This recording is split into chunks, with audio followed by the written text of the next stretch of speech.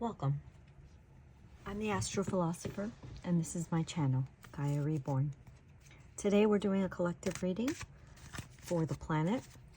I'm using the Fantasy Universal Tarot, and it will be a 3-card spread, past, present, and future.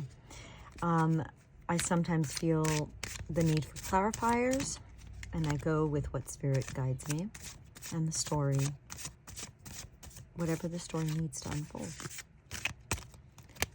It's a gorgeous deck. It's Italian, fantasy, and let us begin. Who's there? Okay. All right. So today's question has to do with endurance. And what does that mean in terms, it could mean many things. You know, the question could be, is the world going to end? That's a very, classic question. Or when is the world going to end? But I think that I'd rather just ask the earth what it wants us to know about endurance. Endurance will be more of a framework of what I want to focus on, the theme I want to focus on, but I do let the cards guide me in their in what they would like to send as a message. So beginning, we're going to start with the King of Wands in the past.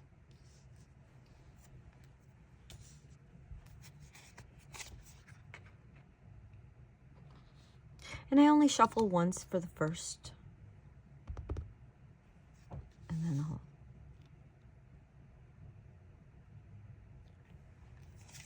continue. Okay, so we have the King of Wands in the past, the Seven of Pentacles in the present, and the Ten of Swords in the reverse for the future. In the King of Wands, we have this very classical, regal, abundance,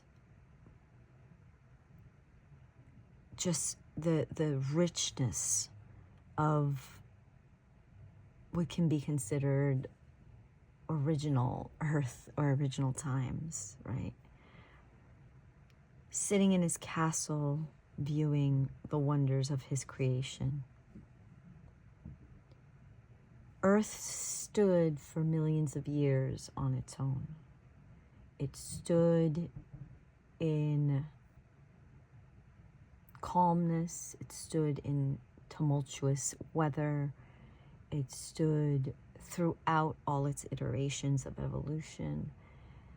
The parting of the breaking of all of these things, the parting of seas and the creation of animals and the forests and the fires and everything that has come from evolution. Mother Earth herself was the observer, right?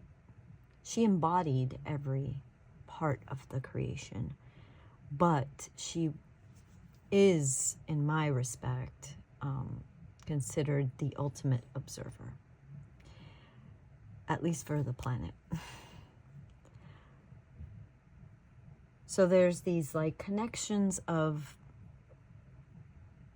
you've reached the summit, you're up in your castle, and the Seven of Pentacles sort of comes in as a usurper in many respects. We have a unicorn and we have 2 travelers down here, explorers, could be spiritually inclined. The unicorn is a very spiritual animal. It's a very potent for the novelty of creation, right? It's a symbol of aspiring towards this evolutionary blossoming of the planet. Have we ever seen unicorns? No, but there's a very, very deep, it's a very old longing to have them, in our stories, in our mythology. They're a marker, right? They're a marker that if we can ever get to a point where we could see a unicorn. Now, putting a horn on a horse and calling it a unicorn is not really what it's about. But I guess in the grand scheme of things, it could be a start, right? Fake it till you make it. So we have Mother Earth sitting on her, in her presence, within her presence, rich, solid. I would say maybe less solid, more undulating, right? How do we see the earth and water and weather move when we look at the planet? So she's got it under control, at least it used to be, right? Then comes the novelty, the discoveries, the what I gather from these travelers is that they are either in awe or fear of this novelty, but their rewards, those 7 pentacles up here, to them are so significant that they have to overcome fear. And what are they overcoming is this ridge right here that is blocking their rewards, or even blocking choices for prosperity, choices for abundance, choices for anything that is materially manifested in real life. The high castle could also link it back to where Mother Earth's original feelings of security were, and the impending usurpers of her control. Now, I want to also bring up that in this, back here, we can see these beautiful islands, earth islands, that may or may not have represented, there's also, they're on scaffolding. So they're sort of elevated to be at her eye level. This could be, opposite to these humans. These could be ascended masters, ascended beings who have reached a pinnacle of understanding, of communion with Gaia, of communication that links the earth's groundedness to their own body, the feeling of being a steward to this earth. Therefore, our benevolent leader watches on with love, right? So currently we are, I guess we could say, I hate sort of bringing the modernity of everything that's happening currently. I don't want to, but this is very representative of sort of the struggle of earth and human, and the reality that everything that we materialize comes at a cost. It comes at a price, right? What could be the price in this respect? If they overcome this, if they don't die or get hurt or injured in any way crossing this mountainous terrain, they will have the opportunity to witness this majestic creature. However, in the eyes of this creature, there is potentially the possibility of, this is an animal of protection. It protects Earth's resources. These are her resources. See the extension of her clothing into the pentacles that are outside of her castle. Now we have the Ten of Swords, a classically tragic card, just complete and utter misery. But simultaneously, that misery, or that just pain of like the world on you, right? It's too much. You've run out of energy. It is too much to bear. The beauty of this card, it came in the reverse. It allows us and gives us the space and the grace to work on what could potentially, what can we do as humans? If we're here and our joy comes from the novelty of discovery and then reaping the rewards of the bravery it takes to discover these very hidden truths, I want to know from Gaia if it's bittersweet, right? To see the creation become the creator. Is it bittersweet? How do we interpret if we were to give Gaia the ability to express these emotions, right? And that's what I like to do with these readings. So the 10 in reverse is a great opportunity to ask the cards for a clarification. So understanding that the 10 of Swords, it's like the end of a burdensome and just very, very heavy energy that stops you dead on your tracks. So in a way, it's a warning, right? In the reverse, it's a warning. It's not here yet. It's not actually happening. It's in the future. And even further, it is in the reverse.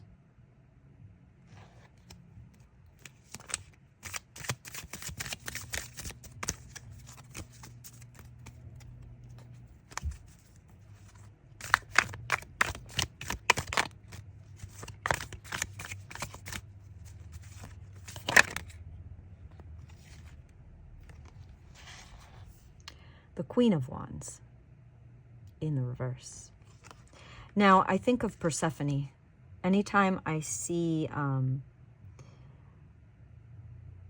sort of a dark energy juxtaposed with this, what is a beautiful energy in the upright. She's the master of fire, the master of desire and passion. She holds the sun. And she communes with tigers. So, what could this mean against the 10 of Swords, right? 10 of Swords, that very, very deep and harsh truth, the reality check. Not quite here yet, but why? The why is in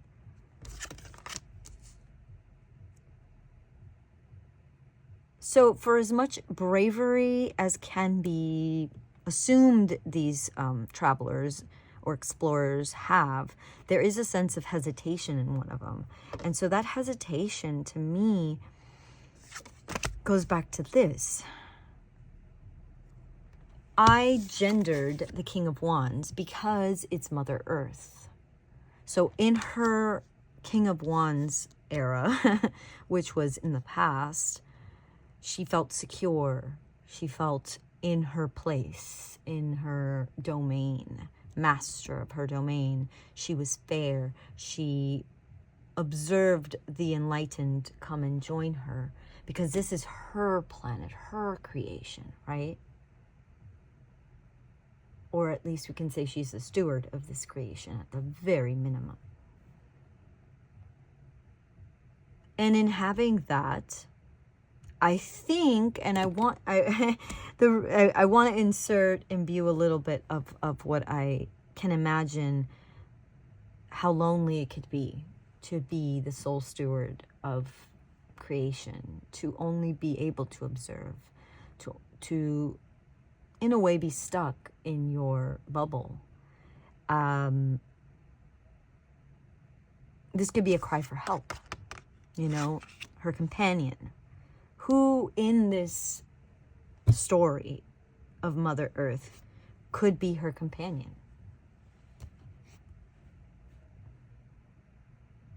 And it is this companion who obviously is going to be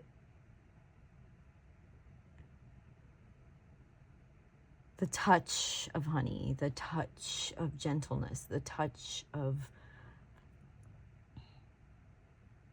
it's like just the right touch to set off the spark, right? It can't be that if something requires a light touch that we manhandle it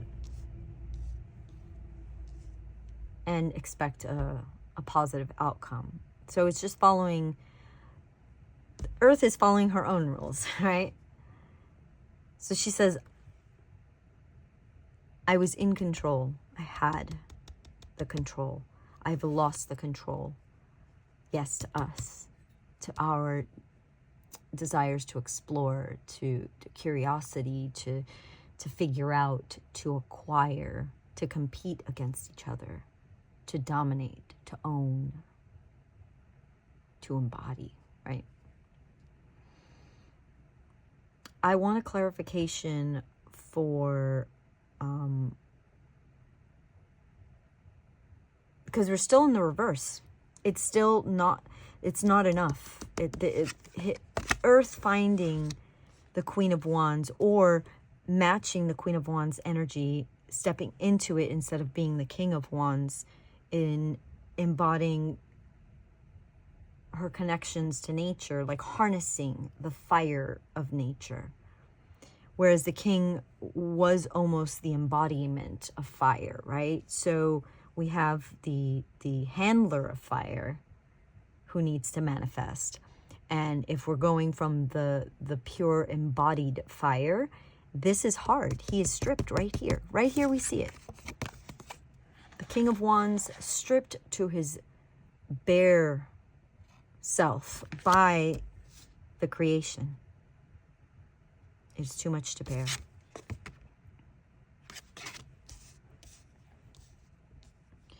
Therefore we must turn, the earth will turn to everything it's always known, nature itself. It will harness the power of fire. Now, I want clarification here still. So let's, and the clarification would be, what is the responsibility of humanity if humanity has caused the disruption in the planet, right? But only because, and you know, we have to think of it as children. It's like we're children of the cosmos. We're not fully formed. And if we were fully formed, we'd probably have our own planet. Or fully blossomed, engaged, expressed, right?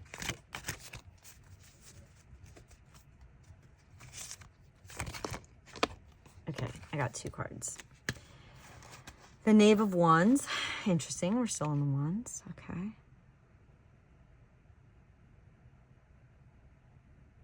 Very flaky character, but he works for the Queen and the King. So there is help on the way. He seems to be just, you know, dressed in the royal gold, fiery spirit. He has the energy to fight. So there is something up Gaia's sleeve, because she's having a hard time right here making this a reality. Making the Queen of Wands, you know, getting back to a place of stability for the king. So the king is stable if the queen is stable, and she is unstable. The knight is here to assist in his upright position. He's ready for battle. Could this mean allies, human allies, you know? Ascended allies. I can't quite... It does look like these fire stacks right there could be linked to different stacks that are up here, right? The different kingdoms, the different realms. And then we have the Magician in the reverse. Gaia understands that this is not, that if the earth were to continue at this pace, she would have to stop. The Ten of Swords would have to be in the upright, and it would end, right? Then something else would unfold. And more than likely, an ending does call for a fiery response, right? Be it the outgrowth of nature, the release of animals onto the planet, right, in different ways. So she's telling us that right now our options are, we have to rely on our friends, our allies, our spiritually enlightened fighters and warriors. But there's a problem here with the Knight of Wands. He definitely has micro agendas, right? We all have our own, what they call in Tagalog, Filipino dialect, descarte. I think we say that in Spanish as well. Descarte just means you have an added piece of agenda. If someone offers you a ride to the library and you say, hey, can we stop at the grocery store? That's a descarte. You're adding on to what is already in motion, right? The Magician in the reverse. The Magician, of course, he's kind of a freelance mercenary, constantly harnessing the powers of chaos, alchemizing opposites to create gold. Very, very hard and concentrated energy here. It is in the reverse. So it's saying we still, for the time being, the Ascended Masters, those who are ready and willing to fight the fight with Gaia, are at the helm. They're ready. I guess what she's claiming here is that the magicians have not stepped into the realm. But can we have clarification as to why the magicians are not absent necessarily? They're just preoccupied, right? In the reverse, we could see it as a slowing down. So did something cause the slowdown? What could have caused the slowdown? I'm going to give it to this because it flipped. And Ace of Pentacles. The initial journey of discovery, I want to say. Because flight, gold, these are very fundamental novelties, right? When we discovered gold, when we discovered flight, they're pinnacle in our human existence. They are actually the resources that continue to be utilized the most in order to push forward the evolution of man, hopefully towards enlightenment, right? And that's the issue right here, is that the magic is not magicking. If we have to just get to it, it's not magicking. It's not, and it is forcing almost a redo of the novelty, not the earth, the novelty. So what is the novelty? It's like we have to go back to a specific time when we were raping and pillaging the earth even more. And if I'm sure we're still doing it now. But when we had the brilliant idea of deciding, let's just dig a big crater and mine this place and remove all of its nutrients, make it a desert, make it uninhabitable. And that is where the magic went wrong. I want to give one more card to tie it up as a card of advice. I might just go into my, 1 second, I haven't done this in a while.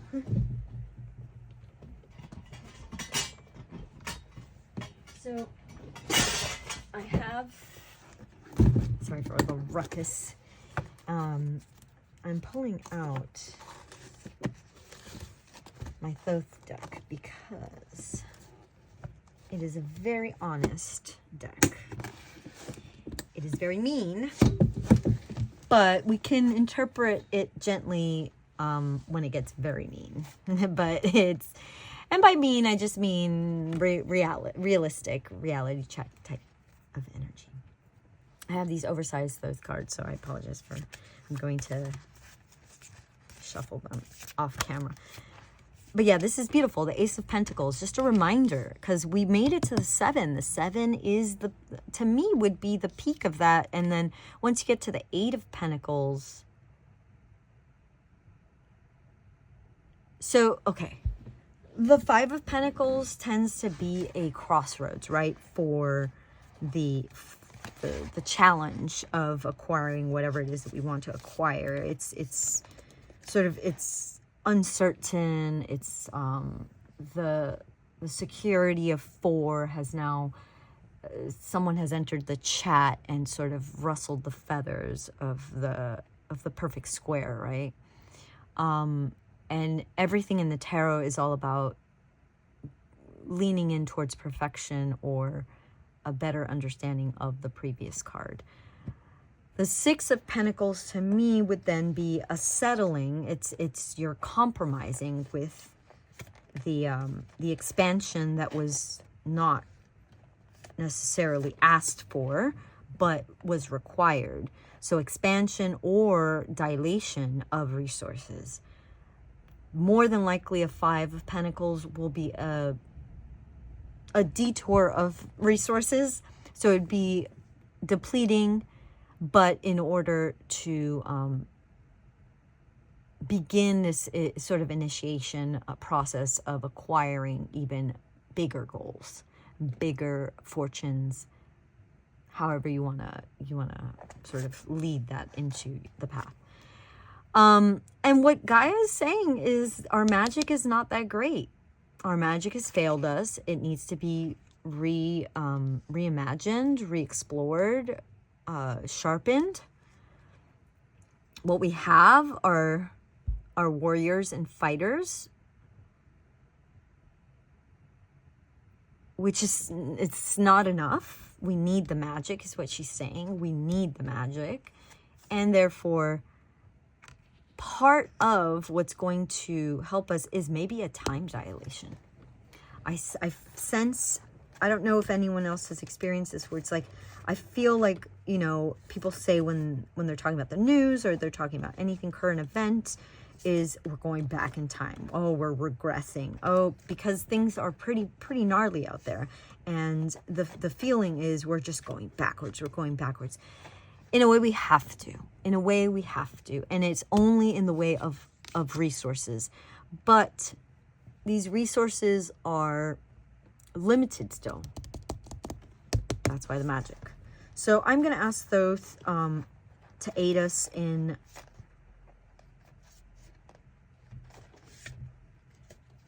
possibilities or suggestions for, and the card came out. It is the Empress. Oh my gosh. Okay. Suggestions for healing this magic, right? So the Empress. And we're off. This Empress card from the Thoth deck is very rich. It's very luxuriating.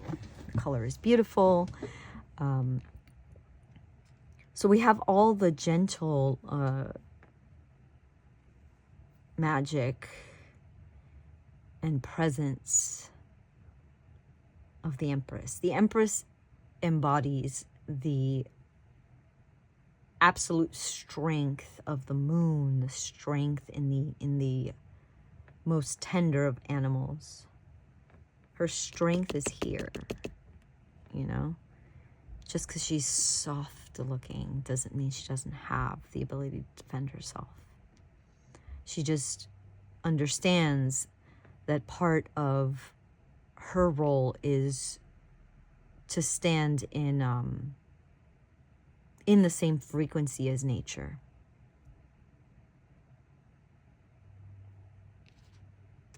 Jupiter on her head.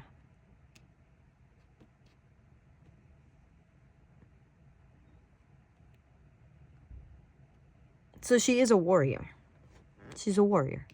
She is the warrior that our ascended masters are in desperate need of. They need a sign that she is going to be here for us. I'll pull one last card from our good old Thoth.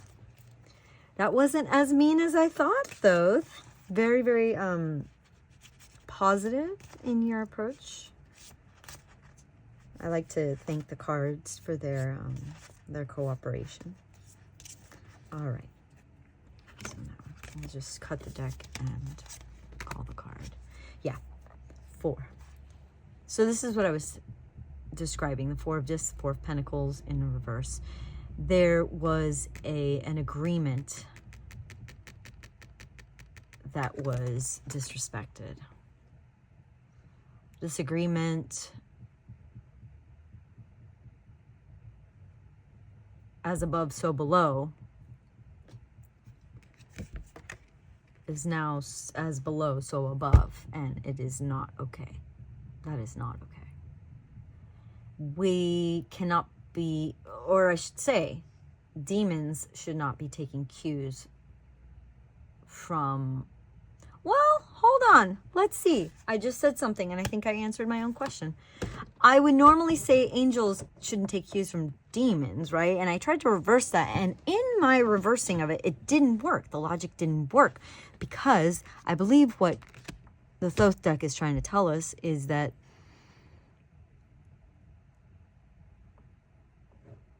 things may seem upside down. They're not upside down. There's an original agreement that was distorted, flipped on itself, skipped over. Because what do we have here? We have the 1 of Pentacles coming to remind us, hey, you skipped some steps. There are too many steps that you skipped, and you're not allowed to have this. You're going to have to fight tooth and nail to have this. Gaia is ready to fight with her life. This doesn't mean death. The 10 of Swords. It actually is a preparation for the Phoenix, the divine feminine energy, to approach the stage, right? And fix this agreement between the earth and its inhabitants. Thank you. Press like, subscribe, all the buttons, and I appreciate your support. Thank you so much. I'm the Astro Philosopher.